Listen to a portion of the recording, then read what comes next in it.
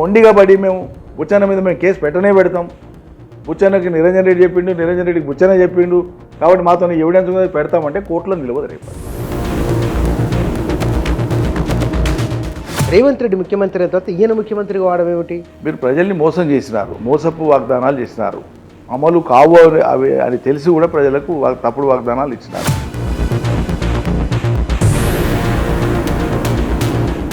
TRS ఈ పని చేయలేదు అని ఎవరైనా అనట్లేదు, వాళ్ళు మారాలి అని చాలా బలంగా అంటున్నారు.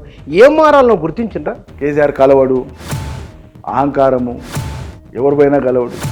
అసలు ఇప్పుడు రేవంత్ రెడ్డి ముఖ్యమంత్రి అయ్యిండు, రోజు ఎన్ని వేల మందిని కలుస్తుండు.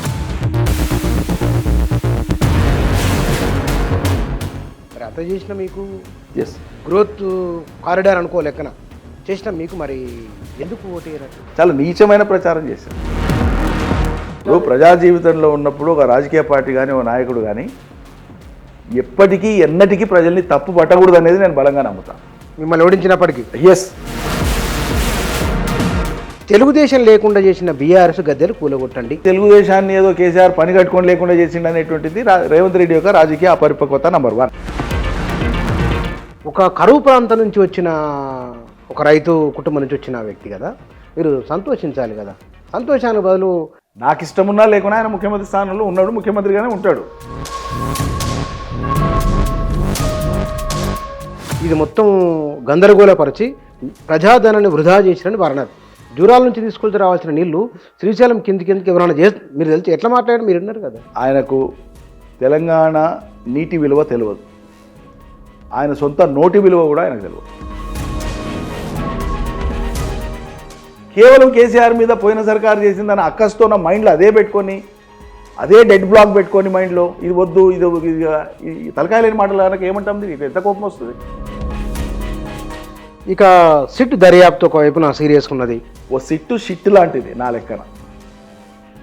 SIT is nothing short of A shit. చాలా సీరియస్ మాట. ఎస్. దేని మీద వేస్తామండి? ముఖ్యమంత్రి మాట్లాడిన మాట మీద చర్య తీసుకుంటే మీరు వేసే సిట్లకు ఒక సార్థకత ఉంటుంది. నేరపూరితమైనటువంటి వ్యాఖ్యలు 100 సార్లు చేసిండు ముఖ్యమంత్రి. చట్టం ఏం పనిచేసింది మరి? పోలీసులు ఏం పనిచేసింది మరి? బీఆర్ఎస్ నాయకులు చిట్లల్లో పోటీ పడుతున్నారు ముఖ్యమంత్రితో అని. సభ్యత సంస్కారం అనేటువంటిది మన ఎక్స్ప్రెషన్లో ఉండాలి ఎప్పుడు కూడా. రాజకీయ విమర్శ ఎంత వాడివేడిగా చేసినా కూడా దూషణతో అవసరం లేదు అది అంటున్నాను నేను. కానీ నేను వరుస పెట్టి రోజు తిడుతూనే ఉంటాను, మౌనంగా పడు అంటే ఎంతవరకు కరెక్ట్?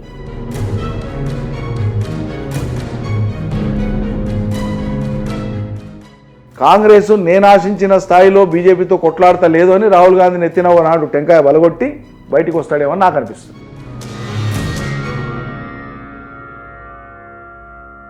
నమస్తే. మన రాష్ట్రంలో కాంగ్రెస్ పార్టీ అధికారంలోకి వచ్చి 2 సంవత్సరాలు, ఈ 2 ఏళ్ళు పూర్తయిన సందర్భంగా అంటే ఈ కాలంలోనే అధికార పార్టీ నాయకులు చేస్తున్న, ప్రధానంగా ముఖ్యమంత్రితో సహా చేస్తున్న వ్యాఖ్యలు, జరుగుతున్న పరిణామాలు ఒక అంశం. రెండవది, ఈ 2 ఏళ్ళు విపక్షంలో ఉన్న బీఆర్ఎస్ మారింది, వారి ఆలోచన విధానం మారుతూ ఉన్నది, ఇట్లాంటి ఒక చర్చ ఉన్నది. ఈ మొత్తం అంశాలు 2 శిబిరాలకు సంబంధించి రాబోయే రోజుల్లో రాజకీయం ఎట్లా ఉండవచ్చు అనే వాటికి సంబంధించిన అంశాలు మనం మాట్లాడదాం. మన దగ్గర మాజీ మంత్రి, బీఆర్ఎస్ నాయకులు, ఉద్యమకారులు నిరంజన్ రెడ్డి గారు మన దగ్గర ఉన్నారు, వారితో మాట్లాడదాం. సార్ నమస్కారం. నమస్తే బుచ్చన్న గారు, బాగున్నారా? బాగున్నాను సార్. మీరు మనం 2 ఏళ్ల కిందనే మనం చేసిన ఒకనొక ఇంటర్వ్యూ అది. బహుశా ఈ మధ్య నాకు మళ్ళీ అక్కడి నుంచి ఫోన్లు వస్తున్నాయి. సమస్య మళ్ళీ దాదాపు పునరావృతం అవుతుందా ఏమి అని అంటున్నారు. అంత ఉందా? నిజంగానే ఉందా అక్కడ గ్లామర్? తీవ్రత అంత లేకపోయినా పాత పరిస్థితులు గుర్తుకొస్తున్నాయి ప్రజలకు. అంత ఉందా? డెఫినెట్గా. ఎందుకంటే యాళ్లకు మీరు చూసింది మొన్నటి వర్షాకాలం గత 5-6 ఏళ్లలో కురిసినటువంటి వర్షాల కంటే ఉమ్మడి పాలమూరు జిల్లాగా కానీ ఎగువన కానీ చాలా విపరీతంగా కురిసినాయి. కృష్ణానది పొంగి పొర్లింది. 7, 8, 9, 10 లక్షల క్యూసెక్ల నీళ్లు కూడా పోయినాయి ఒక్కో రోజు. 45 రోజులు సముద్రంలోకి నీళ్లు బారడం ప్రారంభించిన 45 రోజుల తర్వాత పాలమూరు జిల్లాలో ఉండేటువంటి లిఫ్ట్ మోటార్స్ను స్టార్ట్ చేసింది గవర్నమెంట్. ఎందుకు అంత లేటు? పట్టింపు లేదు, శ్రద్ధ లేదు, కోఆర్డినేషన్ లేదు, మంత్రులకు అధికారులకు కోఆర్డినేషన్ లేదు. అసలు క్షేత్రస్థాయిలో ప్రజలు ఏమనుకుంటున్నారో వాళ్ళు విని ఇది పరిష్కారం చేద్దామనేటువంటి ఒక సామూహికమైనటువంటి అవగాహన లోపించి, శ్రద్ధ లోపించి, ప్రభుత్వానికి ఏం పట్టదు, ముఖ్యమంత్రి స్థాయిలో పట్టాలి, ఇరిగేషన్ మంత్రికి పట్టాలి, ఎవరి బిజీలో వాళ్ళు ఉన్నారు, ఎవరు దాన్ని ఓన్ చేసుకోరు, జిల్లా మంత్రికి అసలు పట్టదు. ఇది కళ్ళ ముందు ఉన్నది, నేను చెప్పేది అసత్యం కాదు కదా. కృష్ణాలో నీళ్ళు వచ్చిన మాట నిజం, అత్యధిక వర్షాలు వచ్చిన మాట నిజం. సముద్రంలోకి పోయినాక కూడా మా పొలాలకు ఎందుకు వదులుతలేరా అని చెప్పి రైతులు రోజు గగ్గోలు పెడుతుంటే వదిలే, చాలా ఆలస్యంగా 45 రోజుల తర్వాత వచ్చి మోటార్ లాంచ్ చేసిన. ఏమంటే వానలు చాలా పడ్డాయి కదా, అందుకే మరి వానలు చాలా పడితే మీకు పునాస పంటలకు పనికి వస్తాయి. వరి ఎట్లా నాట్లేస్తారు, వాన పడుతుంటే చూసి నాటేస్తారు, ఏరు కదా, నీళ్ళు కంపల్సరీ కావాలి కదా. లిఫ్ట్ ఇరిగేషన్ స్టార్ట్ చేయరు. మరి వెంటనే మీరు క్వశ్చన్ చేయొచ్చు కదా. చేసినాం, ప్రెస్ మీట్ పెట్టి మాట్లాడినాం, రైతులు కార్యాలయాల దగ్గర పోయినరు. పడితేనా అసలు పట్టనే పట్టదు. ఈ యూరియా సంగతి మీరు చూస్తూనే ఉన్నారు. రైతు బంధు చెప్పింది ఎగ్గొట్టడం తప్ప వేసింది తక్కువ, ఎగ్గొట్టింది ఎక్కువ. ఎవరు చెప్పుకోవాలి ప్రజలు పోయి? ప్రజలకు కూడా ఏముందంటే ఓ రకమైనటువంటి భావన, మేమే తప్పు చేస్తాం కదా, ఇప్పుడు ఏడబోయి ఎవరిని గట్టిగా అడగాల బా అన్నట్లు వాళ్ళ పరిస్థితి. కానీ ఒకటి అంటే బీఆర్ఎస్ నరేషన్ ఇట్లా ఉంది, మీరు అన్నట్లుగానే ప్రజలే తప్పు చేసినని ఫీల్ అవుతున్నారు అనేది బీఆర్ఎస్ నరేషన్ లాగా ఉన్నది. రేవంత్ రెడ్డి ముఖ్యమంత్రి అయిన తర్వాత ఈయన ముఖ్యమంత్రిగా వాడడం ఏమిటి అనే భావనతో బీఆర్ఎస్ వాళ్ళు ఉన్నారు. అందుకే ఒక తృణీకార భావంతో రేవంత్ రెడ్డిని మాట్లాడుతున్నారని కొందరు అంటున్నారు. లేదు, ఇప్పుడు ప్రజలు ఒక మ్యాండేట్ ఇచ్చిన తర్వాత దాన్ని గౌరవించకపోతేనంటే మా తప్పు అవుతుంది. మేము ఎన్నడూ కూడా అట్లా అనలేదు, ఎవరం కూడా మేము అట్లా మాట్లాడలేదు. కాకపోతే ఒకటి మేము చెప్పింది ఏంటంటే, మీరు ప్రజల్ని మోసం చేసినారు, మోసపు వాగ్దానాలు చేసినారు, అమలు కావు అవి అని తెలిసి కూడా ప్రజలకు తప్పుడు వాగ్దానాలు ఇచ్చినారు. ప్రజలు కూడా ఏంటంటే తమకు జరగవలసినవి చాలా మేరకు జరిగినా ఇంకా జరగవలసి ఉండేటువంటి దాని మీద కానీ ఇంకా ఎక్కువ జరగాలనేటువంటి ఒక కోరిక కానీ ప్రజలకు ఉండడం తప్పు కాదు. ఎప్పుడు కూడా ఏండ్ల తరబడి నిరీక్షించినటువంటి ప్రజలకు తమకు దక్కాల్సినటువంటిది ఇంకా దక్కేది ఉంది మాకని వాళ్ళు అనుకోవడం తప్పలేదు కదా. ఎవరు ప్రజల? తప్పకుండా. ఎట్లా? ఇప్పుడు వాళ్ళకు విద్య కావచ్చు, లేకుంటే వాళ్ళకు సరైనటువంటి ఉపాధి అవకాశాలు కావచ్చు, సరైన వైద్యం కావచ్చు, లేకుంటే వాళ్ళకి సాగునీళ్ళు కావచ్చు, మంచినీళ్ళు కావచ్చు, ఒక నాగరికమైనటువంటి జీవనం, ఒక భద్రత కావచ్చు, దేశవ్యాప్తంగా ఒక తెలంగాణ కాదు ఇవ్వడంలో మన సమాజము ఒక 100 ఏళ్ళు చాలా సెక్షన్స్ని మనం వెనక్కి నెట్టేసినాం కదా, వాళ్ళకు దూరం చేసినాం కదా. ఇది యథార్థం కదా సమాజంలో. కాబట్టి ప్రజలకు ఆ స్థాయి అవగాహన లేనంత కాలం, ఆ స్థాయి స్పృహ వాళ్ళకు కల్పించే శక్తులు బలంగా లేనంత కాలం వాళ్ళు ఎట్లుంటే అట్లా సర్దుకొని పోయారు.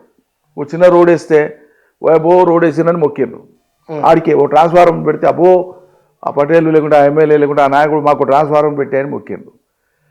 అంటే ఆధునిక ఆవిష్కరణలు ప్రజల జీవితం మెరుగుపడడానికి ఆవిష్కరింపబడిన సమాజంలో ఎంత వేగంగా ప్రజలకు పనులు జరిగితే అంత వేగంగా వాళ్ళ ప్రజల జీవితాల్లో మార్పులు వస్తాయి. ఆ దిశగా ప్రయత్నాలు గొప్పగా జరగలే గతంలో. తెలంగాణ మనం తెచ్చుకున్నాక ఏమైందంటే ఆవురావురం అని పనిచేసినాం. సో ప్రజలకు కూడా ఏమైందంటే తెలంగాణ ఉద్యమ చైతన్యంతో పాటు ప్రభుత్వం ఏర్పడినాక తప్పకుండా మాకు ఇది జరగాలి, అది జరగాలి, అది జరగాలి, వేగం పెరిగింది. కోరిక తప్పకుండా కావలసినటువంటి అంశాలు తప్పకుండా పెరుగుతాయి. ఆ క్రమంలో మనం చాలా చేసినాం. చేసింది రికార్డు మీద ఉంది. మనం గొప్పతనం కాదు, డబ్బా కొట్టేది కాదు. ఈ రాష్ట్రంలో సాగునీళ్ళు కానీ, మంచినీళ్ళు కానీ, కరెంటు కానీ, మౌలికమైనటువంటి ఇతర వనరులు వసతులు కానీ, విద్య కానీ, వైద్యం కానీ, రోడ్లు కానీ, ప్రజల భద్రత కానీ, సామాజిక భద్రత కోసం పెన్షన్స్ కానీ, రకరకాలుగా తెలంగాణ సమాజాన్ని ఉన్నత స్థితి నుంచి ఒక హైపెడల్స్కి తీసుకొని వచ్చినాం. వివిధ పారామీటర్స్లో కేంద్ర రాష్ట్ర ప్రభుత్వాలు లేదా కేంద్ర ప్రభుత్వము అభివృద్ధి సూచికలుగా అటు అభివృద్ధిలో కానీ లేకుంటే ఇటు సామాజిక రంగంలో కానీ అన్ని రంగాలలో ఆయా రాష్ట్రం ఎట్లా ఉంది అని వాళ్ళు నిర్ధారించినటువంటి అంశాలలో చాలా పారామీటర్స్లో తెలంగాణ నంబర్ 1 స్థితిలో ఉంది. దీన్ని ఎవరు కాదని లేరు. కానీ దీనికి మూలం వెనక్కి పోయి మనం ఆలోచిస్తే ఏమవుతుందంటే, ప్రజలు కాంగ్రెస్కు ఓటేసినంత మాత్రాన వాళ్ళు తప్పు చేసిన అనే భావన కూడా మనకు గురి కావాల్సిన అవసరం లేదు. ప్రజలు తప్పకుండా ఆశించారు ఇంకా బాగా కావాలని. ఇప్పుడు ఉదాహరణకు 10,000 కేసీఆర్ 5 మంది ఇచ్చాడు. 15,000 అన్నప్పుడు ఏమనుకుంటారు ప్రజలు? ఎక్కువ వస్తే మేలే కదా అనుకుంటారు కదా, అనుకోవడంలో తప్పులేదు. కానీ ఎక్కువ ఇవ్వడం సాధ్యం కాదు అని మోసం చేసినటువంటి పార్టీది తప్పు. అది మనం గుర్తు చేయడం మన బాధ్యత. అదే చేస్తున్నాం ఇవాళ. ప్రజలు కూడా ఇది గుర్తెరిగి అరే మేము మోసపోతిమి, ఇవి ఎట్లయితేమని అడగకపోతిమి,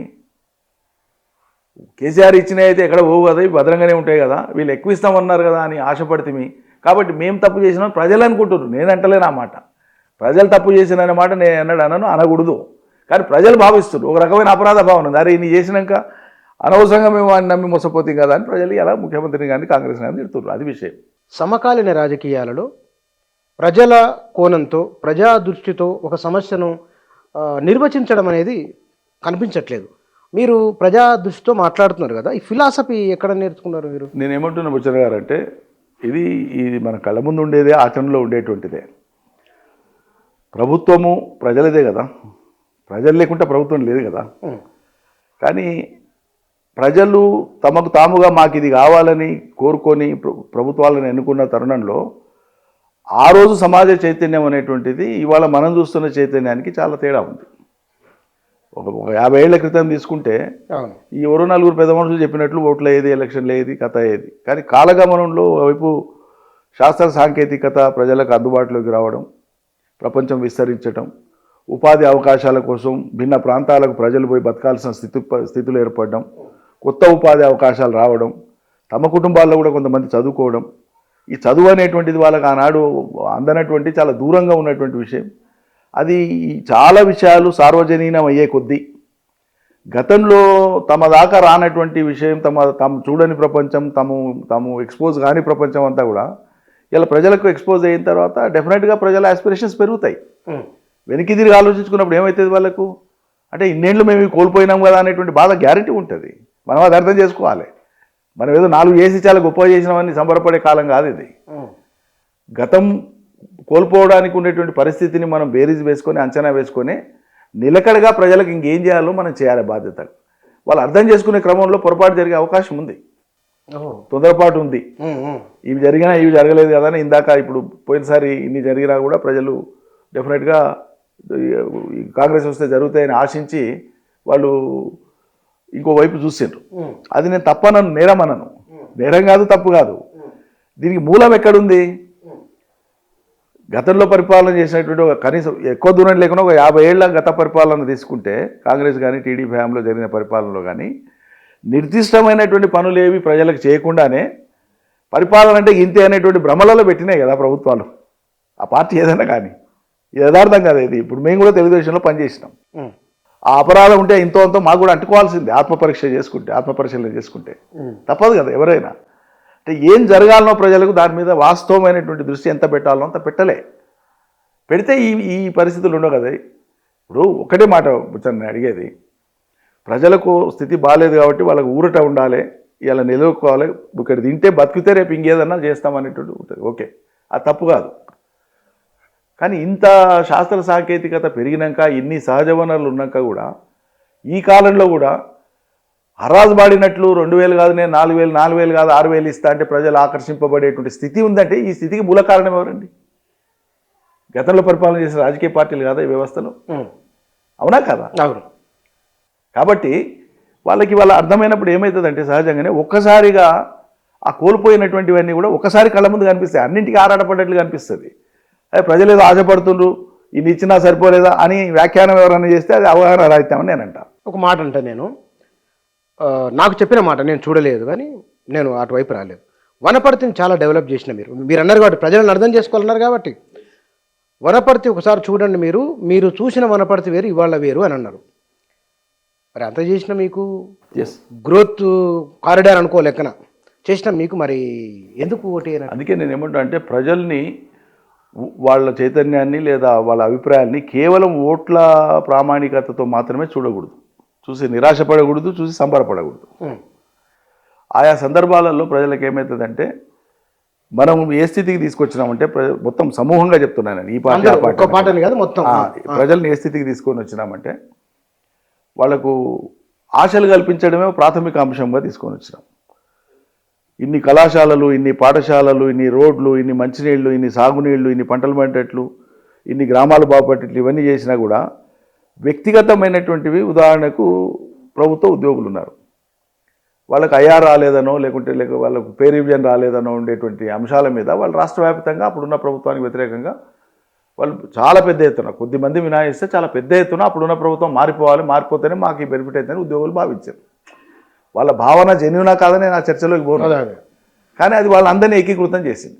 ఉన్న ప్రభుత్వానికి వ్యతిరేకం పట్టాలి. సహజంగా మాకు వ్యతిరేకం పడుతుంది. మా దగ్గర ఉద్యోగులు ఎక్కువ మంది ఉన్నారు, రిటైర్డ్ ఉద్యోగులు ఎక్కువ మంది ఉన్నారు. తర్వాత కాంగ్రెస్ వాళ్ళు చేసినటువంటి పని నిరుద్యోగుల దగ్గర పోయి ఈ 10 ఏళ్ల కాలంలో తెలంగాణ వచ్చినాకనే చదువుకున్నటువంటి పిల్లల సంఖ్య పెరిగింది. కాలేజీలలో, విశ్వవిద్యాలయాల్లో బాగా పెరిగింది. సో గతంలో మీరు చదువుకునే రోజులలో, నేను చదువుకునే రోజులలో ఊరికి 5-6 మంది చదివితే పెద్ద మాట. అవును. కానీ వాళ్ళ చదవని వాళ్ళు లేరు గ్రామంలో. ప్రతి ఊర్లో చదివిన వాళ్ళు, ప్రతి గ్రామంలో చదువుకున్న పిల్లలు ఉన్నారు. సో ఇప్పుడు ఏమైంది, గ్రామానికి 50 నుంచి 150 మంది చదువుకున్న graduates, post graduates, engineering graduates ఉన్నారు. వీళ్ళందరికీ కాంగ్రెస్ ఒక స్పెషల్ డ్రైవ్ ఎట్లా పెట్టింది, కేసీఆర్ దిగితే తప్ప ఉద్యోగాలు రావనేటువంటిది వాళ్ళను ఇది డెలిబరేట్గా చేసిండ్రు. దీంట్లో ఆ సెక్షన్స్ అన్నీ కూడా అందులో డ్రాగ్ అయిపోయినాయి. వీళ్ళు కాన్షియస్గా చేసిండ్రు ప్రాపగండా. దాంతో వీళ్ళంతా ఏం చేసిండ్రు, ఎన్నికల సమయంలో రాష్ట్ర వ్యాప్తంగా చాలా పెద్ద ఎత్తున సరే మా నియోజకవర్గంలో విద్యార్థులు ఎక్కువ కళాశాలలో ఎక్కువ మంది విద్యార్థులు ఉన్నారు. నేను ఎందుకు చెప్తున్నా అంటే నేను సమర్థించుకోవడానికి చెప్పట్లేదు. అయినా కూడా ప్రజల్ని రీచ్ కావడంలో ఎక్కడో తప్పకుండా గ్యాప్ ఏర్పడ్డది. మంత్రిగా అధికార బాధ్యతలు ఉండి ప్రజల కోణంలో ప్రజలకు పనిచేస్తూ పోయే క్రమంలో వ్యక్తులకు సంబంధించినటువంటి అంశాలు ఉంటాయి. ఆ ఊరికి మనం చాలా పనులు చేసింటాం. చాలా కోట్ల రూపాయల నిధులు తీసుకొని పోయి రోడ్డు కావచ్చు, ట్రాన్స్ఫార్మర్లు కావచ్చు, కాలువ కావచ్చు, కాలువ లేకుంటే లిఫ్ట్ పెట్టేయడం కావచ్చు, ఒకటి కావచ్చు, అనేక సీఎం రిలీఫ్లు కావచ్చు, రైతు బంధు అన్నీ జరిగినాయి. పెన్షన్లు వస్తున్నాయి. 400 పెన్షన్లు వచ్చే ఊరిలో కూడా అర్హులైనటువంటి వాళ్ళు, పెన్షన్ ఇంకా రావాల్సినటువంటి వాళ్ళు 10 మందో 5 మందో 6 మందో ఉంటారు. మనం ఇండ్లు ఇచ్చినా కూడా ఇండ్లు రాని వాళ్ళు ఇక చాలామంది ఉంటారు. రేషన్ కార్డులు ఆల్రెడీ ఉన్నా కూడా రేషన్ కార్డు రాని వాళ్ళు ఉంటారు. ఈ రాని వాళ్ళు మాట్లాడేటువంటి మాటలు ఏవైతే, వచ్చిన వాళ్ళు ఎవరు బయటకు వచ్చి మాకు వచ్చిందని డబ్బా కొట్టారు, రాని వాళ్ళ లొల్లి ఉంటారు. తప్పకుండా ఉంటుంది. క్రై అది ఉంటుంది, వాళ్ళ జెన్యున్ క్రై అది. సో ఇది ఏం చేస్తుందంటే ఎన్విరాన్మెంట్ కొంత స్పాయిల్ చేస్తుంది. దీనికి యాడెడ్గా మా ర్యాంక్ అండ్ ఫైల్లో కూడా ప్రజలకు చాలా గొప్ప చేసినారు. దీంట్లో వివాదం లేదు. ఈవెన్ ప్రతిపక్షాలు కూడా కాదను మాట చెప్తున్నాను, ఉన్నమాట. అది దాంట్లో వ్యక్తిగతంగా మాకేం చేసిండ్రు అనే భావన కొంత ఉంది అనుకోండి. అవతలి వాడు శత్రువు లేదా ప్రత్యర్థులు శత్రువులుగా మారారు కాబట్టి నేను శత్రువు అని మాట్లాడతాను. మామూలుగా అయితే రాజకీయాలు వాడకూడదు ఆ పదాన్ని. కానీ మా దగ్గర చాలా కక్షపూరితంగా వివరించింది, శత్రు వైఖరితో వివరించింది. సో మా చుట్టూ ఉండేటువంటి వాళ్ళని సైతము చాలా రెచ్చగొట్టి మీకేం చేసిండ్రు, నీకేం చేసిండ్రు వ్యక్తిపరంగా అందరినీ మాట్లాడి మేము ఇవి చేస్తామని లోపరుచుకునేటువంటి ప్రయత్నాలతో చేసి మా వాళ్ళని నిర్వీర్యం చేయడం కూడా ఒక పథకం ప్రకారం చేసినారు. సో ఇవన్నీ జరిగినాయి. కాబట్టి దానికి తోడు దుష్ప్రచారం నా మీద తాత్కాలికంగా ఎన్నికలలో లబ్ధి పొందడం కోసం ముందే ఒక పథకం ప్రకారంగా ఒక ప్లాన్ చేసుకొని ఒక యూట్యూబర్ను మాట్లాడుకొని, ఆ యూట్యూబర్ కవర్ చేసి వచ్చింది రఘునందన్ రావు అనేటువంటి ఆయన మాట్లాడి నా మీద ఆరోపణలు చేయడం. మా కుటుంబానికి ఉండేటువంటిది నేను గతంలో చాలాసార్లు చెప్పినా, మళ్ళీ ఇప్పుడు మీ ద్వారా చెప్తున్నా, 16 ఎకరాలు మాత్రమే. నేను ఎమ్మెల్యే మంత్రి అయినాక కొనుక్కున్న భూమి కేవలం 16 ఎకరాలు. మా వియంకుల వాళ్ళు 2 వియంకులు, ఒక వియంకులు అదే ప్రాంతానికి సంబంధించిన వాళ్ళు, రాయలసీమ కాబట్టి కర్నూలు పక్కల కాబట్టి అక్కడ వాళ్ళకి దగ్గర బంధువులు ఉంటారు. అక్కడ సురవరం ప్రతాప్ రెడ్డి కుటుంబానికి సంబంధించినటువంటి వ్యవసాయ భూమిని, పట్టా భూముల్ని, వ్యవసాయ భూముల్ని ఎవరికో వేరే వాళ్ళకి అమ్మితే వాళ్ళ ద్వారా మళ్ళీ మేము థర్డ్ పర్చేజెస్ సురవరం ప్రతాప్ రెడ్డి గారి భూములే, మహానుభావుడని ఆయన తీసుకున్నాం. సో అది రాళ్ళు రప్పలు ఉండేటువంటి భూమి వాళ్ళు కంచె కోసం పెట్టుకున్నది వెనకటికి. ఆమదాలపాడ కాదు, దీంట్లో చండూరులో వస్తుంది, కొంత మారమునగాలి, కొంత 2-3 శివార్ల మధ్యలో ఉంటుంది. సరే వ్యవసాయ భూమి అది, రాళ్ళు రప్పలు ఉండేటువంటిది. శుభ్రం చేసి దాన్ని ఆయిల్ పాంప్ పెట్టి అదొక వ్యసనంలాగా వ్యవసాయ కుటుంబం రైతాంగానికి ఒక మోడల్ ఆయిల్ పాంప్ క్షేత్రాన్ని చూపాలని వాళ్ళు పాపం ఎక్కడో హైదరాబాద్లో ఆడిడేమన్నా మేము ఫ్లాట్ తీసుకుంటామంటే నేనే దీంట్లో పెట్టండి అని చెప్పి అందరు కలిసి డెవలప్ చేసినాం అది. అయితే వీళ్ళు ఉండేదానికంటే కూడా వీళ్ళు 90 ఎకరాలు కబ్జా చేసారు. అది ఏమీ లేకుండానే ఉట్టి నిరాధారమైన ఆరోపణలు చేసి, ఆడ పశువుల షెడ్ ఉంటే సొంత ఊర్లో ఉండేటువంటి ఇల్లు, సొంత వ్యవసాయ క్షేత్రంలో ఉండేటువంటి ఇంటిని చూపించి ఇటువంటివి 3 ఉన్నాయని చెప్పి దుష్ప్రచారం చేయడం. అవునా? చాలా నీచమైన ప్రచారం చేశారు. ఇక కబ్జా చేసిన ప్రచారం చేశారు. ఈ కాలంలో కబ్జా చేస్తానంటే తెలుస్తుంది. అది ఇప్పుడు ఎవరో లోకం విడిచిపెట్టండి, టీవీ వాళ్ళు, పత్రికల వాళ్ళు, ఆ ఊర్లో ఉండే పక్క భూమి రైతు అన్నారు. ఏదైనా అర్థం పడదా ఉండాలి. డ్రోన్ పైకి వేస్తే తెలుస్తుంది కదా. ఇంకోటి, ఒక సర్వే నెంబర్ అంటూ మీరు క్లిక్ చేస్తే ఇంటర్నెట్ ద్వారా ఆ సర్వే నెంబర్ యొక్క కోఆర్డినేట్స్ తీసుకుంటే ఇప్పుడు రాష్ట్రంలో ఉండే ఏ ఊర్లో ఏ భూమిని ఏ ఇంటినైనా కూడా మీరు ఇక్కడ ఉండి చూడవచ్చు. సింపుల్. ఇవన్నీ జనానికి అర్థమైనాయి, అందరు ఇప్పుడు అర్థమైనాయి. కానీ డ్యామేజ్ అయితే జరిగిపోయింది కదా, వాళ్ళ ఉద్దేశం డ్యామేజ్ చేయాలనే. కాబట్టి ఇట్లా అనేక ఫ్యాక్టర్స్ ఉన్నాయి, మేము కూడా వాటిని సవరించుకునే ప్రయత్నం చేస్తాం. ఆ, అంటే బహుశా మీలాంటి అనుభవమే చాలా నియోజకవర్గాల్లో చాలామంది ఎమ్మెల్యేలకి అనుభవం ఏమి ఉండవచ్చునేమో, బహుశా దాదాపు ఇట్లే. ఈ 2 ఏళ్ల కాలంలో టీఆర్ఎస్ ప్రజల మనోభావాలు ఏవైతే, టీఆర్ఎస్ చేయలేదని ఎవరైనా లేదు ఇంతవరకు, టీఆర్ఎస్ ఈ పని చేయలేదు అని ఎవరైనా అనట్లేదు, వాళ్ళు మారాలి అని చాలా బలంగా అంటున్నారు. ఏం మారాలో గుర్తించిండ్రా మీ నాయకత్వం? మీరు గుర్తించి బుచ్చన్న గారు ఏమవుతుందంటే, మీరు నన్ను చూసినప్పుడు మీకు ఏ భావన కలుగుతుందో నాకు తెలియదు మీరు చెప్పేదాకా. బుచ్చన్న గారు మీరు నమస్తే పెడితే నేను నమస్తే అంటాను. సపోజ్ ఎక్కడన్నా బిజీగా ఉన్నప్పుడు నేను ఇంకో మనిషిది చూస్తున్నప్పుడు నేను నమస్తే పెట్టేది అనుకోండి, నేను గమనించలేదు అనుకోండి, మీకు తక్షణం ఏం కలుగుతాయి? వారే నేను నమస్తే పెడితే నేను చూడలేదు, చూసినావా అప్పుడే పొక్కరెక్కింది రో అనిపిస్తుంది. హ్యూమన్ సైకాలజీ అది. అయితే వీళ్ళు చేసినటువంటి ఒక సిస్టమేటిక్ ప్రచారం ఏంటంటే, కేసీఆర్ కలవడు, అహంకారము, ఎవరు పోయినా కలవడు. అసలు ఇప్పుడు రేవంత్ రెడ్డి ముఖ్యమంత్రి అయ్యిండు, రోజు ఎన్ని వేల మందిని కలుస్తుండు? ముఖ్యమంత్రులు ఏది దినం దైవదర్శనంలాగా పెట్టి మనుషులు కలవడమే పని ఉంటుందా? మనుషులకు పనిచేసేది ఉంటుందా?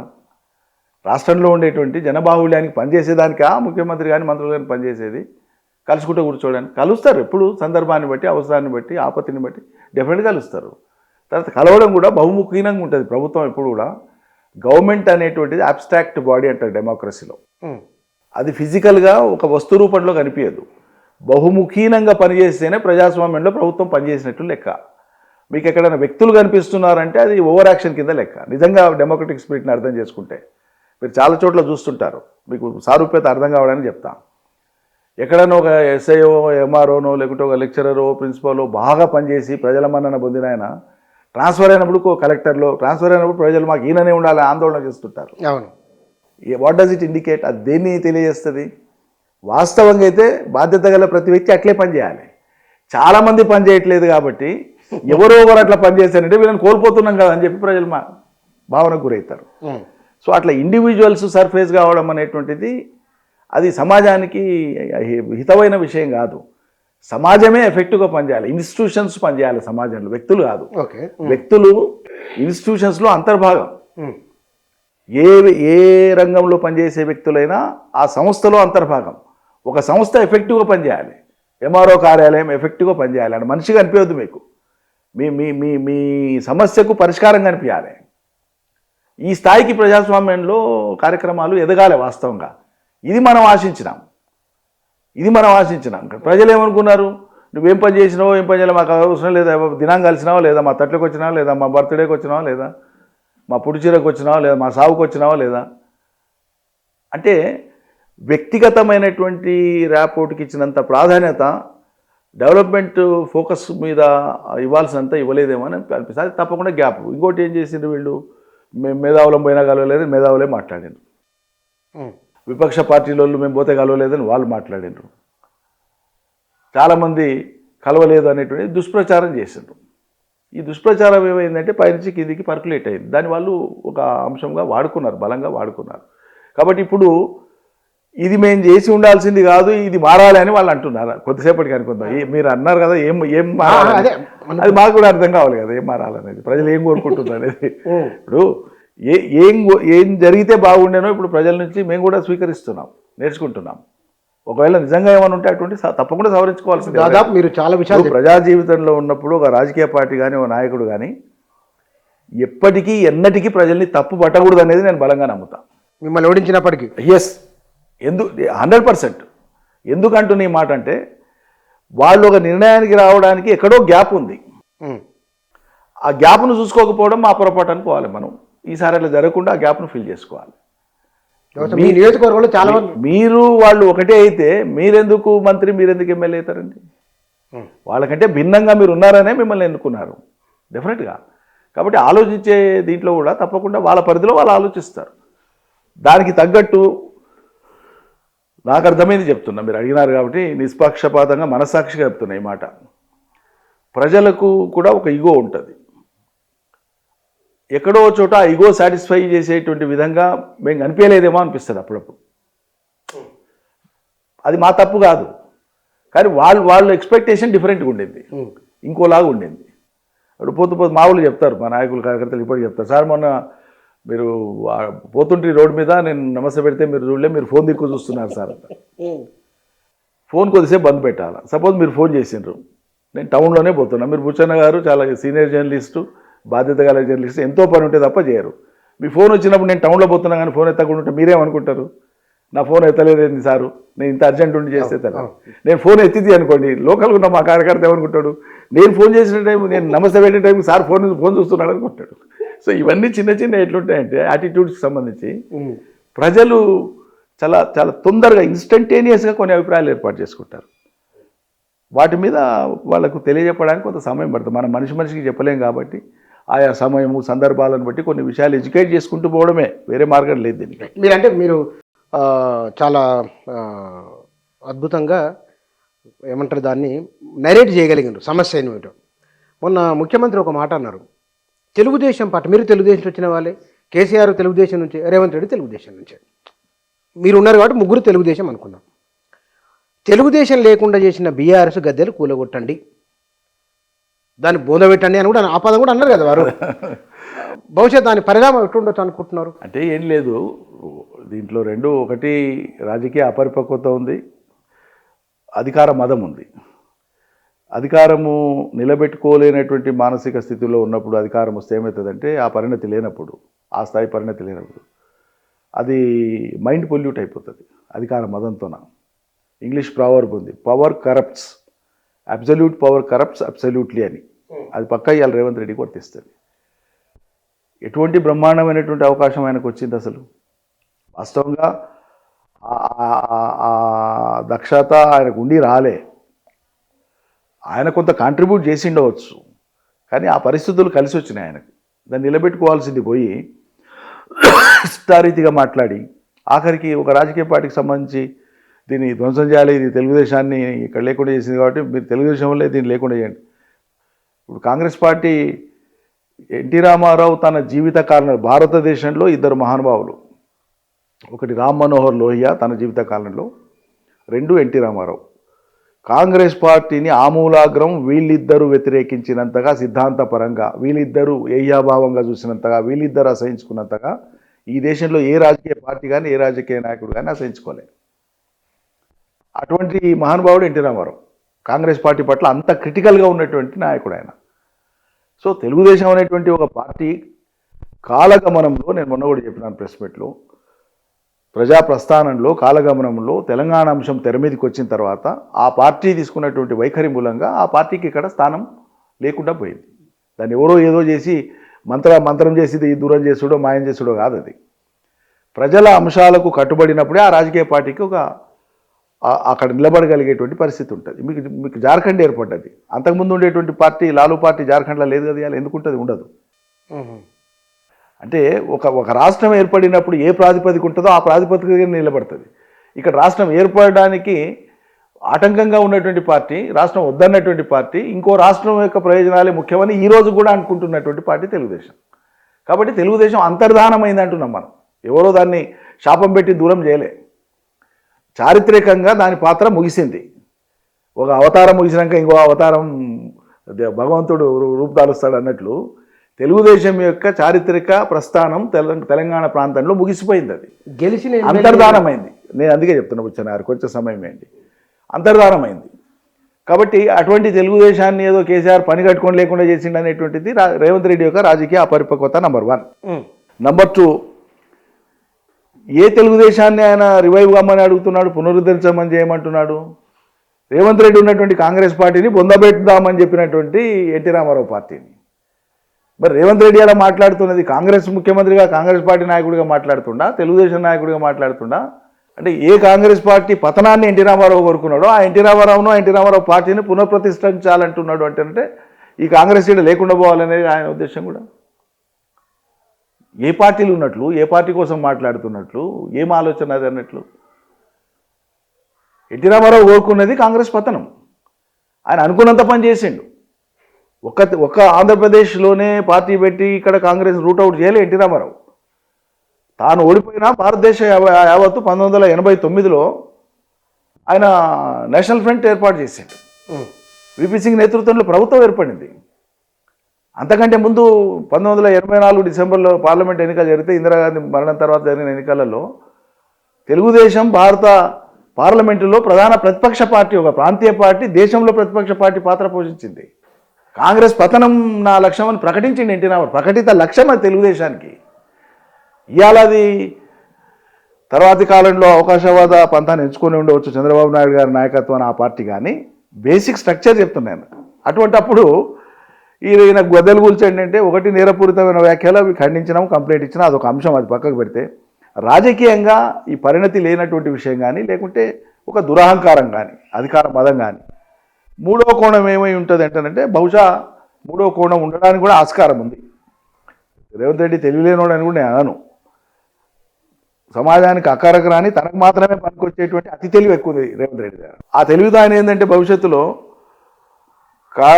కాంగ్రెసేతర, బీఆర్ఎస్ఏతర, బీజేపీయేతర రాజకీయ పక్షాలన్నింటినీ కూడా ఏకం చేసి తాను లీడ్ చేసేటువంటి ఉద్దేశం ఉందో ఏమో. లేకపోతే మాటి మాటికి మళ్ళసారి నేనే ముఖ్యమంత్రిని అవుతా అనేటువంటి మాట ఎట్లా మాట్లాడతాడు? ముఖ్యమంత్రి అవుతాడా కాదా వేరు విషయం. కాంగ్రెస్ అధిష్టానం ఒప్పుకోవాలి, కాంగ్రెస్ అధిష్టానం ప్రకటించాలి మళ్ళసారి కూడా అయినా నేను ఆ పార్టీలో ఆ విధానం ఉండదు, ఎవరిని ముందు ప్రకటించరు. అంటే ఇది దేనికి సంకేతం? రేపటి మొన్న మీరు ఎలదీసిన కాబట్టి చాలా ఇంపార్టెంట్ టాపిక్ ఇది. మొన్న ఖమ్మంలో కమ్యూనిస్ట్ పార్టీ లేక 100 ఏళ్ల సదస్సుకు పోయినప్పుడు సభలో ఆయన మాట్లాడుతూ చేసినటువంటి ప్రసంగంలో ఇంకా కొన్ని ఆసక్తికరమైన అంశాలు ఉన్నాయి. అంతకుముందు ఏమో బడేబాయ్ చోడేబాయ్ అన్నాడు. నేను ఏబీపీ స్కూల్లో చదువుకున్నా, తెలుగుదేశం కాలేజీలో ముందలికి పోయినా, కాంగ్రెస్లో వచ్చి కాంగ్రెస్ విశ్వవిద్యాలయంలోనో జీవితంలో నౌకరేదో కాంగ్రెస్లో చేస్తున్నా అని మాట్లాడాడు. అంటే తన రూట్స్ ఏబీవీపీ బీజేపీలో ఉన్నాయని చెప్పిండు. ఖమ్మం సభలో ఏం మాట్లాడిండు? అంతకంటే 2-3 నెలల నుంచి ఏం మాట్లాడుతూ వస్తుండు? అంతకుముందు సఖ్యతతో రాష్ట్రానికి నిధులు తెచ్చుకోవాలి, మోడీ బడేబాయ్ నేను చోటేబాయ్ అని మాట్లాడిండు. అదాని వచ్చి స్కిల్ డెవలప్మెంట్ యూనివర్సిటీకి 100 కోట్లు 200 కోట్లు ఇచ్చిండు. రాహుల్ గాంధీ తిడితే మళ్ళీ వాపసు చేసిండు. ఇవి అయిపోయినాక ఇవాళ మెల్లిమెల్లిగా బీజేపీతో డిస్టెన్స్ అయ్యి ఒక మీటింగ్కి ఇంకో మీటింగ్కు, ఒక స్టేట్మెంట్కు ఇంకో స్టేట్మెంట్కు వాయిస్ పెంచి ఏం మాట్లాడుతున్నాడు?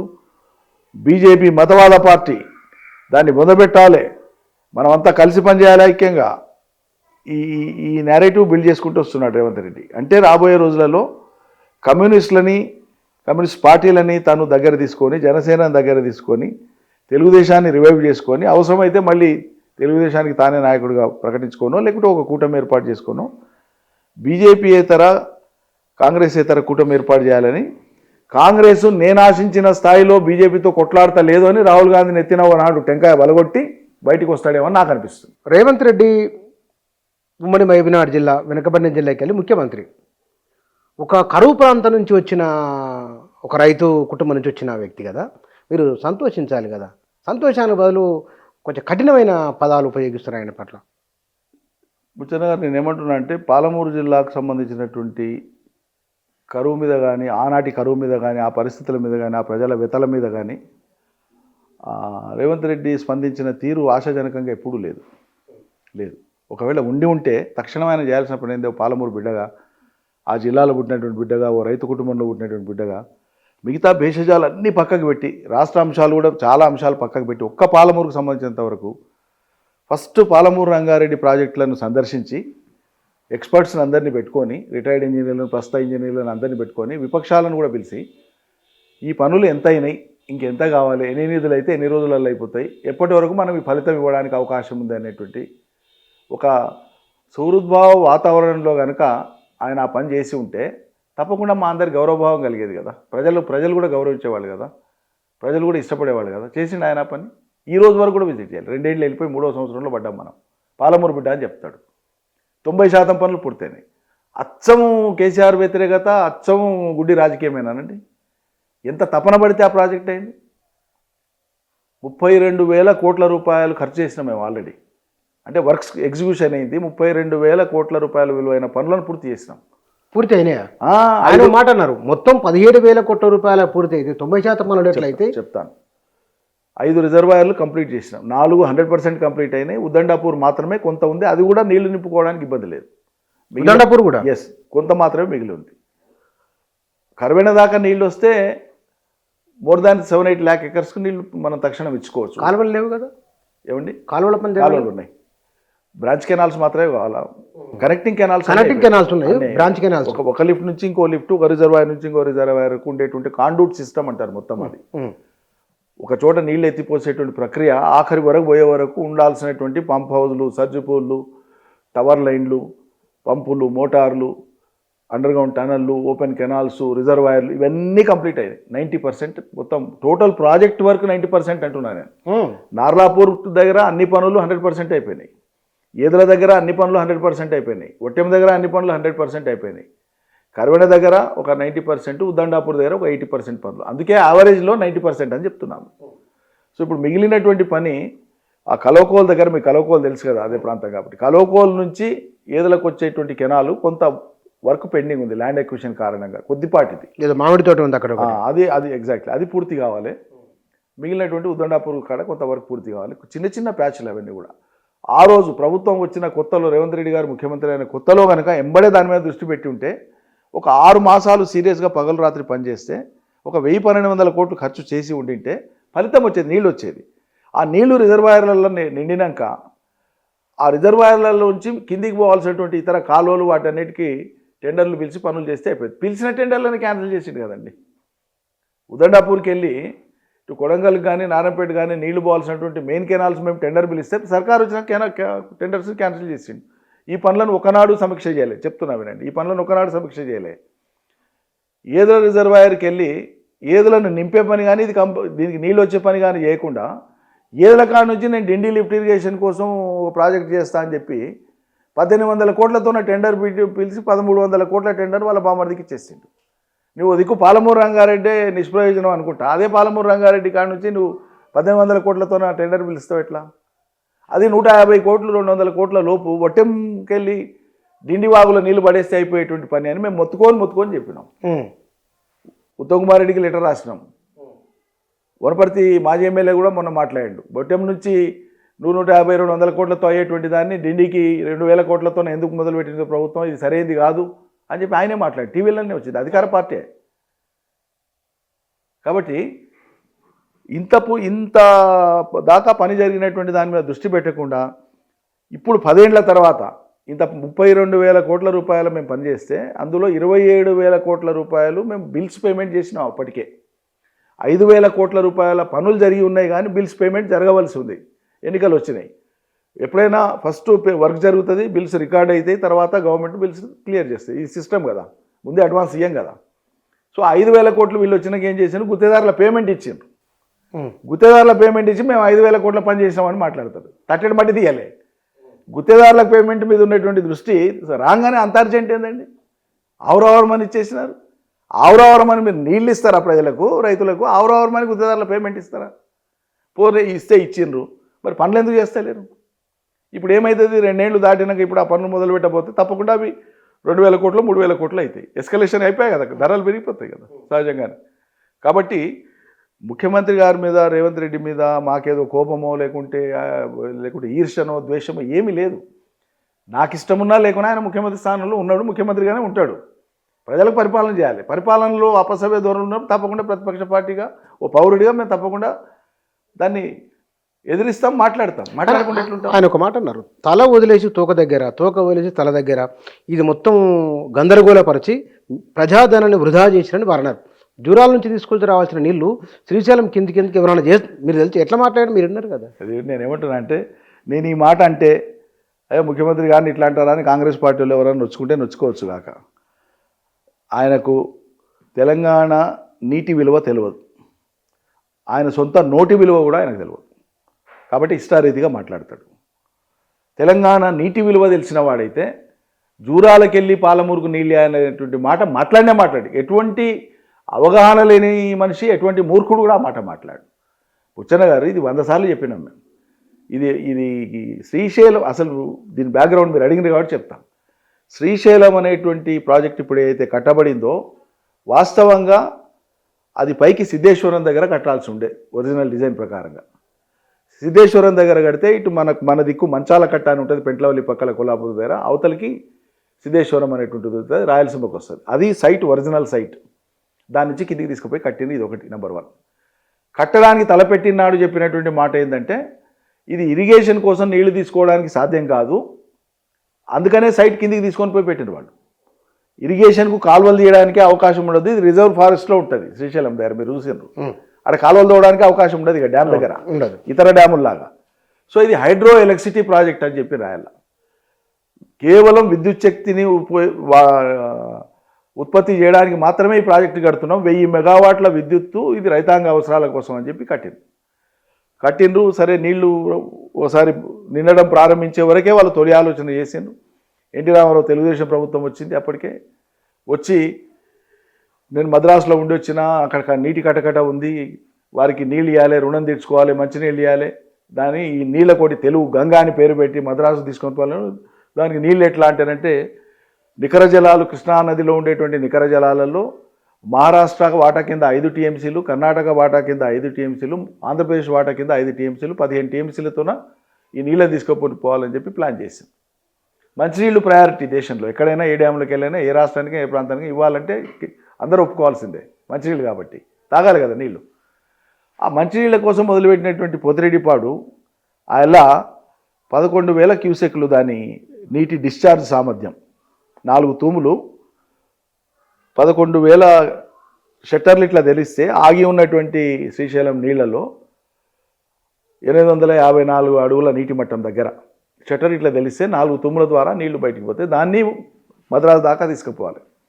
ఈ క్రమంలో యాడప్ చేసినటువంటి కొత్త విషయం ఏంటంటే, కడప జిల్లా దాటి నెల్లూరు జిల్లా మీదుగా మద్రాసు పోతాయి నీళ్ళు, అలైన్మెంట్, కెనాల్ అలైన్మెంట్ అది. ఈ ప్రాంతం నుంచి పనులు జరుగుతుంటే ఇంకా నీళ్ళు వేయాలి మద్రాసుకు, కాలువ దవ్వుతున్నారు అంతే. రైతులందా అంటున్నారు కడప జిల్లాలో కానీ నెల్లూరు జిల్లాలో కానీ, మరి క్షామపీడిత ప్రాంతాలు, మా కళ్ళ ముందే కాలువ పోతుంది, మా కళ్ళ ముందే మంచినీళ్ళు అటు తీసుకుపోతుండ్రు, మాకు ఇన్ని సాగునీళ్ళు ఇస్తే ఏమైతే దారులు అని చెప్పి ప్రజలు అడుగుతున్నారని ఆ వాదనను బిల్డ్ చేసి వాళ్ళే 2 లక్షల ఎకరాలకు సాగునీళ్ళు ఇవ్వడానికి డిజైన్ చేసేసి తొలి అడుగు అది. సరిగా అక్కడ మొదలు పెడితే ఇక తర్వాత కాలంలో కృష్ణానది మీద అదే పోతిరెడ్డిపాడును రాజశేఖర రెడ్డి గారు మరో 40,000 క్యూసెక్ల నీళ్లు తీసుకుపోవడానికి 10 తూములు మళ్ళీ అదనంగా పెంచి ఆ ముందుకు పోయేటువంటి నీళ్లను 3 పాయలు చేసి, తెలుగు గంగా, తర్వాత కుడి కాలువ, శ్రీశైలం కుడి కాలువ, తర్వాత లింక్ కెనాలు, కేసీ కెనాల్కు అనుసంధానం చేయడం, దారిలో వాళ్లకు కొత్త రిజర్వాయర్లు కట్టడం, అది కాక మళ్ళీ శ్రీశైలం డ్యాము అంచున వాగు ఒకటి వచ్చి పడుతుంది, ఎక్కడ వాగు వచ్చి పడుతుందో ఆ వాగు కాడ టనల్ కొట్టి ఆ ఎంట్రీ పాయింట్, ఆ ఇన్లెట్ పాయింట్ కాడ అక్కడి నుంచి వెలిగొండ అని ప్రకాశం జిల్లాలో ఉండేటువంటి దానికి అక్కడి నుంచి ఒక కాలువ తీసుకొని పోయి అది నీళ్లు అటు ఇటు చేసి విద్యుత్ ఉత్పత్తి కోసం ఉద్దేశించిన శ్రీశైలం అని చెప్పినటువంటి నిర్వచనం ఎక్కడికి పోయిందంటే, పాలమూరు జిల్లాకు రావాల్సిన నీళ్లు రాకుండా, కృష్ణానది నీళ్లు తెలంగాణకు రావాల్సినవి రాకుండా మొత్తం నది అవతలి పోయేటువంటి విధంగా అయిపోయింది. అంటే శ్రీశైలము వాళ్ళ హక్కుభుక్తం అనేటువంటి దానికి తీసుకొచ్చింది. మనకు ఉన్నది జూరాల ఒకటే, జూరాల కాడనే మీరు పంపులు పెడితే పాలమూరు రంగారెడ్డికి అవసరమైనటువంటి నీళ్లు వాడితే 2 టీఎంసీలు ఒక రోజు తీసుకోవాలంటే జూరాలకు వచ్చేటువంటి సగటు వరద 25 రోజులు 27 రోజులకు మించి ఉండదు సగటు వరద. మీరు ఇంత ప్రమాణంలో నీళ్లు తోడాలంటే మోటార్లకు నీళ్ళు అందాలి. అంటే ఒకటి రిజర్వాయర్ కెపాసిటీ 6.5 టీఎంసీలే నిల్వ ఉండేటువంటి కెపాసిటీ 6.5 ఉంది జూరాలలో. 3 రోజులలో డెడ్ స్టోరేజ్ అయిపోతుంది. వరద కంటిన్యూస్గా వస్తుంటే ఎట్లా వస్తే అట్లా తోడదామే అనుకుంటే 25 రోజులకు మించి రాదు. మనం పాలమూరు రంగారెడ్డి కింద జీవో ఇచ్చింది 90 టీఎంసీలకు. 90 టీఎంసీలు తోడాలంటే జూరాల కింద ఉండేటువంటి సొంత ఆయకట్టు అయినటువంటి కుడి ఎడమ కాలువలు 1,10,000 ఎకరాలు, నెట్టెంపాడు 2,03,000 ఎకరాలు, భీమా 2 లక్షల పైచిలిక ఎకరాలు, కోయిల్ సాగర్ ఒక 46,000 ఎకరాలు, ఇవి దాదాపు 6 లక్షల ఎకరాలు జూరాల మీద ఆధారపడినటువంటి సొంత ఆయకట్టు ఇది. ఇవి కాక 90 టీఎంసీల నీళ్లు అంటే 12.5 దాదాపు 12.5 లక్షల ఎకరాలకు అవసరమైన నీళ్ళని జూరాలకు వెళ్ళి మనం తోడుకునే అవకాశం ఏడుంది, అసలు నీళ్ళేడున్నాయి. అంటే 25 రోజుల డిపెండబిలిటీ ఉండేటువంటి రివర్ మీద ఆధారపడి జూరాలలో మీరు పంపులు పెడితే 25 రోజులకు మించి పంపులు నడవంటే మీరు మ్యాక్సిమం ఎంత తోడుకున్నా కూడా 30-40 టీఎంసీల కంటే ఎక్కువ తోడుకోలేరు. ఓకే, అంటే మీరు 90 టీఎంసీల కోసం కట్టేటువంటి ప్రాజెక్టులన్నీ వృధా అయిపోతాయి. అటు తిరిగి ఇటు తిరిగి శ్రీశైలం కాడ నుంచి నీళ్లు తోడుకోకుండా ఉండాలి తెలంగాణ అనేటువంటి వాదనలకు వెళ్ళి వాళ్ళు పుట్టించినటువంటి ఒక ఆంధ్రోళ్ళు పుట్టించినటువంటి ఒక నీటి వివాదాస్పదమైనటువంటి అంశం ఇది. వీళ్ళు మెదళ్ళకి ఎక్కించుకొని జూరాల కాడ పెట్టేది ఉండే జూరాల కాడ పెట్టేది తలకాయ లేని మాటలు మాట్లాడతారు ఇప్పటికీ. మీకు ఇంకొక ఉదాహరణ చెప్తా. జూరాల దగ్గర ఈ రోజుకు మొన్న క్రాప్ హాలిడే ప్రకటించారు. యాసంగిమే నీళ్ళు ఇయ్యలేమని సర్కారు చేతులు ఎత్తేసింది. ఎప్పుడు ఇన్నేళ్ల కాలం కంటే ఎక్కువ నీళ్లు వచ్చి వరద వచ్చినటువంటి సంవత్సరంలోనే జూరాల దగ్గర మేము రెండో పంటకు నీళ్ళు ఇయ్యలేమని చేతులు ఎత్తేసింది. అదే కింద కలవకుర్తి లిఫ్ట్ ఇరిగేషన్ శ్రీశైలం మీద ఆధారపడింది. ఇక్కడ భీమా పంపులు కానీ నెట్టెంపాడు పంపులు కానీ 45-50 రోజులు మ్యాక్సిమం 60 రోజులు నడిస్తే కేఎల్ఐ పంపులు 230-240 రోజులు నడుస్తున్నాయి సంవత్సరానికి. మరి కేఎల్ఐ పాయింట్ ఉండేటువంటిది పాలమూరు రంగారెడ్డి లిఫ్ట్ పాయింట్లు ఉండేది ఒకటే పాయింట్ శ్రీశైలం. మరి ఆ పాయింట్కి వెళ్ళి పెట్టి సంవత్సరం పొడవునా నీళ్లు గుంజుకునేటువంటి అవకాశం ఉన్నది నువ్వు కాలు రాసి నీళ్లు లేని కాడ పెట్టి తక్కువ రోజులలో ఉండేటువంటిది పెట్టుకుంటే ఇది బుద్ధి జ్ఞానం ఉన్నోళ్ళు చేసేటువంటి పనేనా? భావి తెలంగాణకు భావి పాలమూరుకు ఉపయోగపడే పనేనా ఇది? కేవలం కేసీఆర్ మీద పోయిన సర్కారు చేసిందని అక్కస్తో నా మైండ్లో అదే పెట్టుకొని అదే డెడ్ బ్లాక్ పెట్టుకొని మైండ్లో ఇది వద్దు ఇది తలకాయ లేని మాటలు కనుక ఏమంటాం దీనికి ఎంత కోపం వస్తుంది? ఇది ప్రాజెక్టులకు సంబంధించింది. ఇక సిట్ దర్యాప్తు ఒకవైపున సీరియస్గా ఉన్నది. కేటీఆర్ ఒక కేసులో, ఇప్పుడు ఇంకో మంత్రి హరీష్ రావు ఒక. ఈ పరిణామాలు బీఆర్ఎస్ను మానసికంగా బాగా దెబ్బతీస్తున్నాయి. లేదండి, ఇప్పుడు రాజశేఖర రెడ్డి చంద్రబాబు నాయుడు కంటే మించిన సిపాయిలు ఏం కాదు ఇప్పుడు ఉన్నటువంటి కాంగ్రెస్ వాళ్ళు ఎవరు కూడా. ఎవరికి ఆ శక్తి లేదు, ఆ సామర్థ్యం లేదు, ఆ ప్రజ్ఞ లేదు, ఆ రాజకీయ చతురత లేదు. డెఫినెట్గా రాజశేఖర రెడ్డి తెలంగాణను వ్యతిరేకించినా కూడా చాలా గొప్ప నాయకుడు. డెఫినెట్గా చాలా గొప్ప నాయకుడు, ప్రజాదరణ ఉన్న నాయకుడు. తెలంగాణ సమాజంలో కూడా తెలంగాణ ఉద్యమం జరిగే క్రమంలో కూడా తెలంగాణ వాళ్ళు కూడా రాజశేఖర రెడ్డిని అభిమానించినటువంటి నాయకుడు ఆయన. ఇక నిర్వివాదాంశం, ఇది కాదని లేని సత్యం కదా. నాకు రాజశేఖర రెడ్డి గారు తెలంగాణను వ్యతిరేకించినందుకు నేను రాజశేఖర రెడ్డి గారిని వ్యతిరేకించిన కానీ ఓ రాజకీయ నాయకుడిగా రాజశేఖర రెడ్డిని వ్యతిరేకించిన నాకు పెద్దగా ఏం లేవు. కారణం ఎవరు లేదు, ఒక్క తెలంగాణ వ్యతిరేక తప్ప ఆయన దగ్గర ఏం లేవు. అవును, గొప్ప నాయకుడే. సో రాజశేఖర రెడ్డి చేసిన ప్రయత్నాల ముందు వీళ్ళ ప్రయత్నాలు ఎంత అండి? మొత్తం టీఆర్ఎస్నే లేకుండా చేయాలని చేసిన రాజశేఖర రెడ్డి సాధ్యమైందా? చంద్రబాబు నాయుడు గారు చేయని ప్రయత్నాలు ఏమున్నాయి? ఇచ్చిన లేఖను వెనక్కి తీసుకొని కూడా వందలాది మంది చచ్చిపోతే కూడా కరుణించలేదు చంద్రబాబు నాయుడు. అంత కఠినంగా ఉన్నాడు. పోతే పోయింది తెలంగాణ, నాకు ఆంధ్రాన్ని ఉంటుంది అనుకున్నాడు. ఆయన అనుకున్నట్లు ఏమైంది? కాంగ్రెస్కు ఒక్క సీట్లో కూడా డిపాజిట్ రాకుండా ఆంధ్ర ప్రాంత ప్రజలు శిక్షించినారు. మాకు వ్యతిరేకంగా నిర్ణయం తీసుకుంటామని. అదే చంద్రబాబు నాయుడుకి ఎందుకు అవకాశం ఇచ్చింది? 2014లో తెలంగాణను వదులుకున్నాడు, మాకోసం నిలబడ్డాడు అని చెప్పి ఆయనకు అవకాశం ఇచ్చినా లేదా? కాబట్టి వాళ్ళిద్దరికీ మించినటువంటి గొప్ప సాహసికులో, గొప్ప ప్రజ్ఞావంతులో రేవంత్ రెడ్డి, ఉత్తము, భట్టో, వాళ్ళు వీళ్ళు అని మేము భావించట్లేదు. వాళ్ళు సగటు రాజకీయ నాయకులు. ఒక అవకాశం వచ్చి స్థానంలో కూర్చున్న వాళ్ళే తప్ప ప్రజల మూమెంట్ని డైరెక్ట్ చేసేవాళ్ళు, ప్రజల మూమెంట్ని నిరోధించేవాళ్ళు, ఒక మూమెంట్ను క్రియేట్ చేసేటువంటి శక్తిమంతులు వాళ్ళు కానే కాదు. కాబట్టి బీఆర్ఎస్గా మేము ఇంత కూడా చెల్లించాం వాళ్ళ చర్యలకు. ఇవన్నీ కూడా చిలిపి చర్యలుగా చూస్తాం మేము. చిలిపి ఓ షిట్ లాంటిది నా లెక్కన. SIT is nothing short of A shit. చాలా సీరియస్ మాట. ఎస్, దేని మీద వేస్తామండి? ముఖ్యమంత్రి మాట్లాడిన మాట మీద చర్య తీసుకుంటే మీరు వేసే సిట్లకు ఒక సార్థకత ఉంటుంది. నేరపూరితమైనటువంటి వ్యాఖ్యలు 100 సార్లు చేసిండు ముఖ్యమంత్రి. చట్టం ఏం పని చేసింది మరి? పోలీసులు ఏం పని చేసింది మరి? వాళ్ళ పని చేసి ఉండి ఇప్పుడు ఇది సిట్ వేసింది అనుకో, ప్రజలు న్యాయంగానే వీళ్ళు చేస్తున్నాయి అనుకుంటారు. ఇప్పుడు అనుకోనికి అవకాశం పడింది. కేవలం ఒక రాజకీయ పార్టీ మీద పోలీసులను, మిగతా వాళ్ళని, యంత్రాంగాన్ని మేము వాడుకుంటాం, మేము చేసినంటే వేసుకోండి, తాత్కాలికంగా ఆనందం పొందండి. ఇతరుల ఫోన్ సంభాషణలు వినడం, పెద్ద ఆయన అని అన్నారు, ఎవరు ఆ పెద్ద ఆయన అనే విషయంలో కుటుంబంలో మరికొంతమందికి నోటీసులు రాబోతున్నాయని వాళ్ళ పత్రికల్లో వార్తలు. ఉచ్చన్న గారు, నేను ఏమంటున్నా అంటే, ఇప్పుడు బొగ్గు స్కామ్ ఒకటి బయట పెట్టింది మా పార్టీ. హరీష్ రావు గారే దాన్ని అన్వేషణ చేసి రీసెర్చ్ చేసి బయట పెట్టేసి కేంద్ర ప్రభుత్వానికి చెప్పినారు, కిషన్ రెడ్డి గారికి, మంత్రి గారికి కూడా చెప్పినారు. రాష్ట్ర ప్రభుత్వం కోరితే మేము చేస్తాం అన్నట్లు ఆయన మాట్లాడుతున్నారు. రాష్ట్ర ప్రభుత్వానికి లేఖ రాయొచ్చు కదా, సెల్ఫ్గా, సుమోటోగా. ఎస్, ఈ వార్తలు వస్తున్నాయి, ఇదేంటో దీని మీద వివరణ ఇవ్వండి అని అడగొచ్చు కదా కేంద్ర మంత్రిగా. బీజేపీ ప్రభుత్వం ఏం చేస్తుంది మరి? మౌనంగా ఉంటుందా? తప్పు చేసిన వాడు నేను చేయలేదనే ఇంట్లో కూర్చుంటాడు, నువ్వు మౌనంగా ఉంటావా? నీ బాధ్యత ఏంది? బొగ్గు ఎవరి పరిధిలో ఉంది? ఎవరి పర్యవేక్షణలో ఉంది? దాని మంత్రిత్వ శాఖ ఎవరిది? అజమాయిషి ఎవరిది? మీరేం బట్టానట్లుంటారా? ఏంది సమాధానం వాళ్ళది? కాబట్టి ప్రధానమైనటువంటి అంశాలు లేవనెత్తినప్పుడల్లా ఇటువంటి ఏవో ఒకటి చేస్తాం. మాకు అలవాటైంది, ప్రజలకు అలవాటైంది, మా క్యాడర్కి అలవాటైంది. కాబట్టి దాని గురించి పెద్దగా మేము సీరియస్ తీసుకోవట్లేదు. కానీ అంటే 2023 ఎన్నికలకు ముందున్న వాతావరణం అంటే ఇందాక నేను ప్రశ్న ఇచ్చినట్లు వీళ్ళు మారలేదు అన్నదానికి వెల్త్ డెమాన్స్ట్రేషన్, పవర్ డెమాన్స్ట్రేషన్ ఇవి చేయడం ఇది తెలంగాణ ప్రజలకు ఒక తప్పుడు సంకేతం తీసుకొని వెళ్ళింది అనేది ఒక ఆర్గ్యుమెంట్ ఉన్నది. ఈ ఫోన్ ట్యాపింగ్ కేసు బయటకు వచ్చి ఇంతమంది మాటలు వీరు విన్నారా, ఎంత తప్పు అని ఒక సందేశం వెళ్ళింది.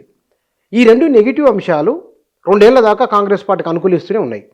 ఈ దర్యాప్తు తర్వాత ఇప్పుడు హరీష్ రావు తర్వాత మరో కేసులో కేటీఆర్ ఇట్లా ఉంటే ఇది మిమ్మల్ని పార్టీని ప్రజల్లో మరింత పలుచన చేస్తుందని అంటే మీరేమంటారు? తాత్కాలికంగా వాళ్ళు సెన్సేషన్ కోసం చేసేటువంటి ప్రయత్నాలు కొద్దిమంది అవగాహన లేకుండా లేకుంటే పూర్తి సమాచారం లేకుండా చట్టపరమైనటువంటి ఆ పరిభాషలో ఉండే అంశాలు తెలియక కొంతమంది భ్రమపడే అవకాశం ఉంటుంది. కానీ ఇది సమాజపు జ్ఞానం కాదు కదా. ఇది ఇప్పుడు మంత్రులు ట్యాపింగ్ చేయరు ఎక్కడ కూడా. ట్యాపింగ్ అనే వ్యవస్థ ఓన్లీ అడ్మినిస్ట్రేషన్లో భాగంగా అవసరాన్ని బట్టి వాళ్ళు చూసుకునే అంశం. అది ఎవరున్నా చేస్తారు, అది చేస్తారు అని నేను అనట్లేదు. ఇప్పుడు కేంద్ర ప్రభుత్వానికి సమాచారం వస్తుంది, నిఘా విభాగాలు అంటాం. నిఘా విభాగాలు కేంద్ర ప్రభుత్వ పరిధిలో పనిచేస్తాయి. ప్రభుత్వానికి అవసరమైన సమాచారం తెచ్చే బాధ్యత వాళ్ళది, కానీ వాళ్ళు ఏ రకంగా తెస్తారనేది డిఫైన్ చేయరు. వాళ్ళకు ప్రత్యేకమైనటువంటి నిబంధనలు ఉన్నాయి, చట్టం ఉంది, ఆ చట్ట ప్రకారం చేస్తారు. ఇండియన్ టెలిగ్రాఫ్ యాక్ట్ ఉంది, దానికి వాళ్ళు అప్లికేషన్ పెట్టుకుంటారు. ఈ ప్రత్యేక పరిస్థితులలో మాకు ఈ ఛాందస సంస్థలు ఉన్నాయి, ఈ తీవ్రవాద సంస్థలు ఉన్నాయి, లేకుంటే ఈ మావోయిస్ట్ సంస్థలు ఉన్నాయి, లేకుంటే ఈ కార్యక్రమాలు ఉన్నాయి, మేము సమాచారం క్రోడీకరించుకోనికే మాకు ఈ పర్మిషన్ అవసరం ఉంటుంది. వాళ్ళు అప్లికేషన్ పెట్టుకుంటారు. అప్లికేషన్ని ప్రభుత్వంలో ప్రిన్సిపల్ సెక్రటరీ మంజూరు చేస్తారు. దానికి మా క్యాబినెట్ ఆమోదం ఉండదు, మంత్రి ఆమోదం ఉండదు, ముఖ్యమంత్రి ఆమోదం ఉండదు. ఇది మాట్లాడి ఎవరిని ఫిక్స్ చేస్తారు, ఎట్లా ఫిక్స్ చేస్తారు? చేయడానికి లేదు చట్టపరంగా. సెన్సేషన్కే పనికి వస్తుంది, ఇది వార్తలకే పనికి వస్తుంది.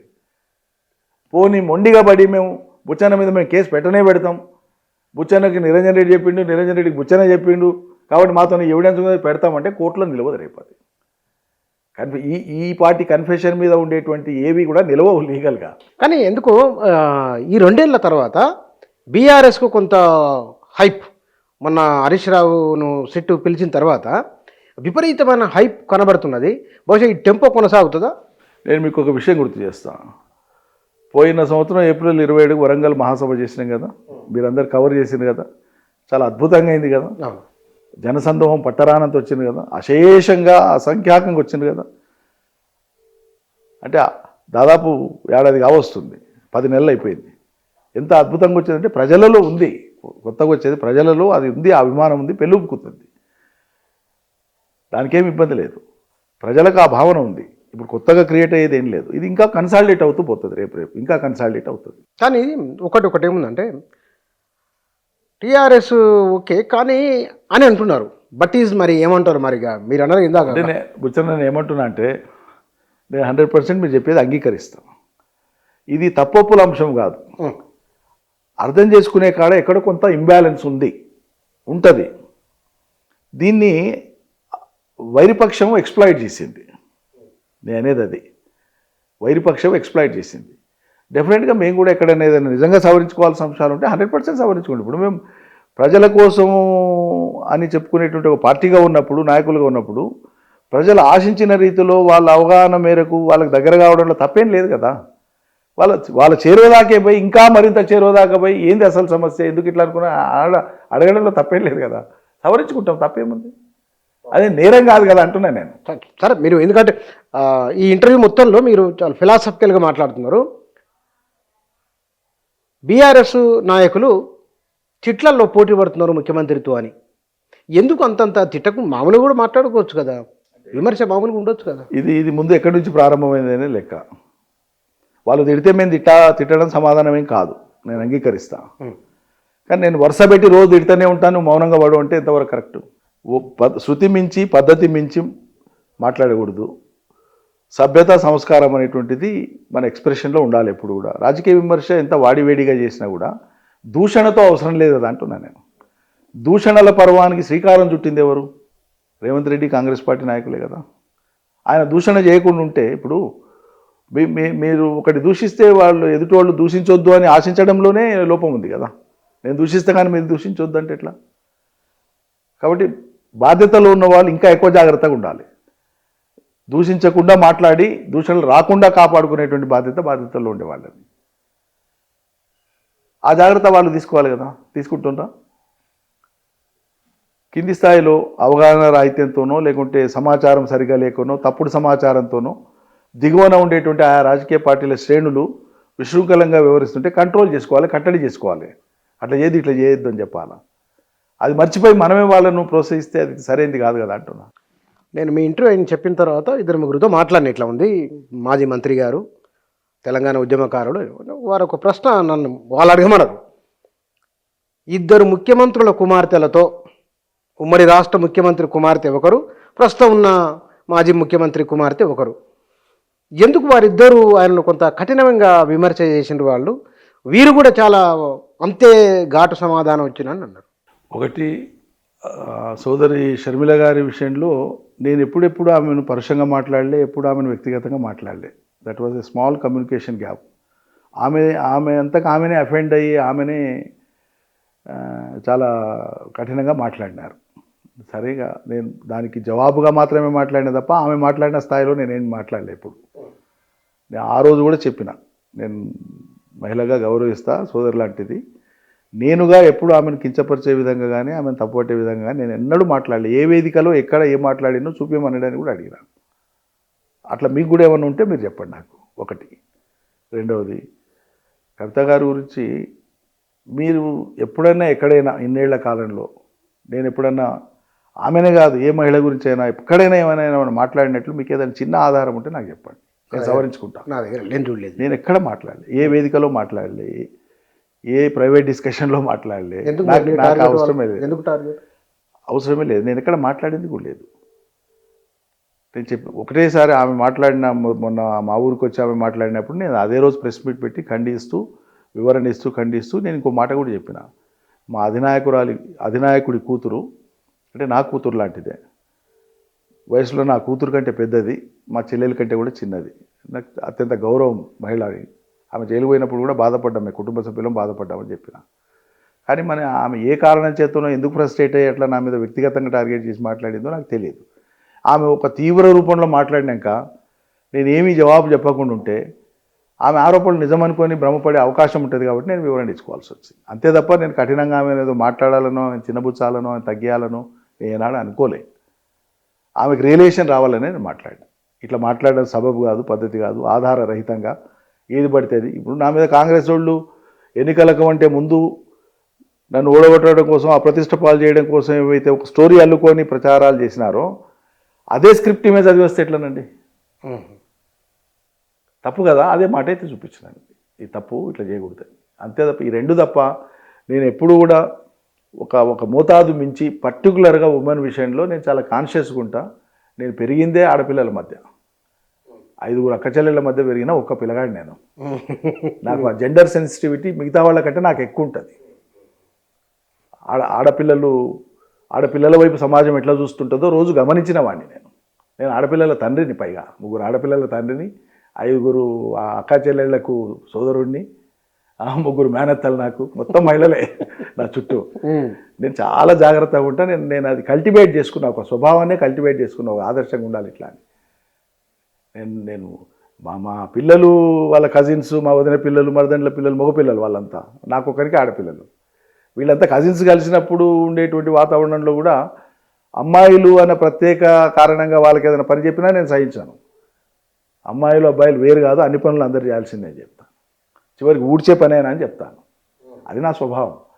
కాబట్టి నేను వాళ్ళిద్దరి పట్ల మళ్ళీ నేను మీ ఇంటర్వ్యూ సందర్భంగా పునరుద్ఘాటించి చెప్తా ఉన్నా, మహిళలనే కాదు ఎవరైనా సరే రాజకీయాలలో ఉన్నప్పుడు ఆధారరహితంగా మాట్లాడకండి. ఒకవేళ ఆధారాలు ఉన్నాయి, చట్టపరంగా మీ చర్యలు మీరు చేపట్టండి. ఎదుటి వాళ్ళ మీద నిందారోపణలు చేసి మీరు మానసిక ఆనందం పొందాలనుకుంటే ఎదుటి వాళ్ళ మనసును ఏదైతే క్షోభ పెడతారో అది సరైనది కాదు. ఎప్పుడు కూడా ఒకరి మనసు క్షోభ పెట్టవద్దు. ఎప్పుడు కూడా రాజకీయ అంశం రాజకీయంగా మాట్లాడి చర్చ చేయండి, తర్కం ఉండాలి, దాంట్లో తాత్వికత ఉండాలి. మీ సంభాషణ ద్వారా ఎదుటి వాళ్ళు ఇందులో ఏది వాస్తవం ఏది అవాస్తవం అనేటువంటి విషయాన్ని విన్న వాళ్ళు, చూసిన వాళ్ళు గ్రహించాలి తప్ప మనం చెప్తేనే కాదు కదా అది. Right sir, thank you. Thank you Buchanna గారు.